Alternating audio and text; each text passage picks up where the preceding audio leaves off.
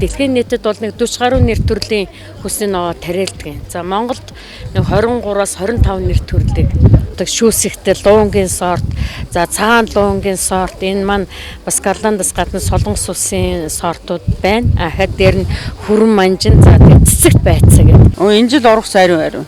Дажгүй тарьсан ургас, гоё ургас. Ингээ сонгон хүртлээд ийм сайхан гоё. Энэ чин дандаа миний хийсэн бүтээгдэхүүн. Тэгээд айгүй гоё чамцаа манцаа ингээд ийм гоё ургаж байгаа байхгүй. Би 10 хэдэн жил оролцож байгаа. Энэ Мишель дээр юу гарснаас хойшоо энэ байнга оролцдог.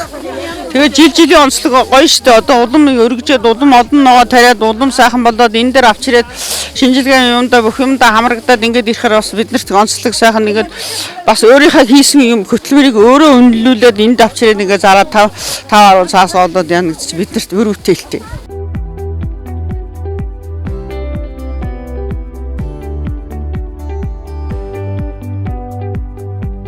Би одоо болохоор өгөрцийн нөгөө ногооны бүх ногооны цуглуулга ингээд өгөрцийн алаг салаад ингээд кимчи тэгээд энэ сармистай икра тэгээд энэ дээр болохоор энэ жил нөгөө хулуу шигва зүгийн балтаг барин хийж ирсэн.